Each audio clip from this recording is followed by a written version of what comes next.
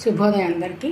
ఇవాళ ఎల్లో పెసరపప్పు, ఎర్రపప్పు, మసూర్ దాల్ కలిపి దోశ కింద అల్లం పచ్చిమిరపకాయలు,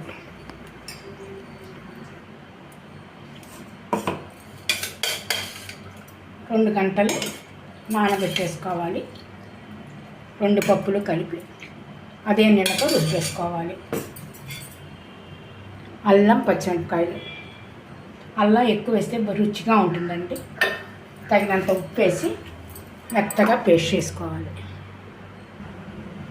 పప్పు అంతా ఈ విధంగా మెత్తగా పేస్ట్ చేసేసుకోవాలి. పెనం అంతా కాగిపోయింది.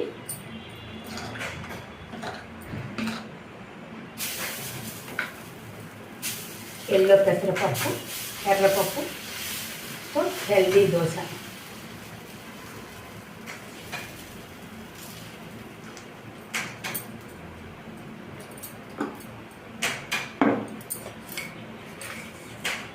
జీలకర్ర ఒంటికి చాలా మంచిదండి.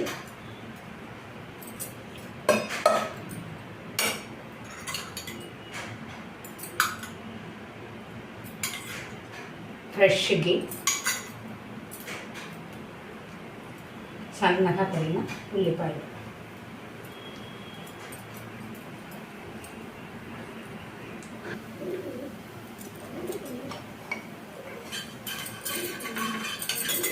బాగా చూడడానికి ఎప్పుడెప్పుడు తినేద్దాం అనిపిస్తుంది.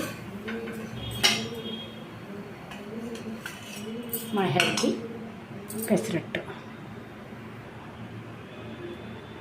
Healthy pesarattu.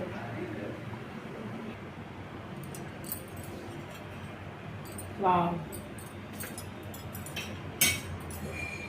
Crispy pesarattu, yellow moong, masoor dal.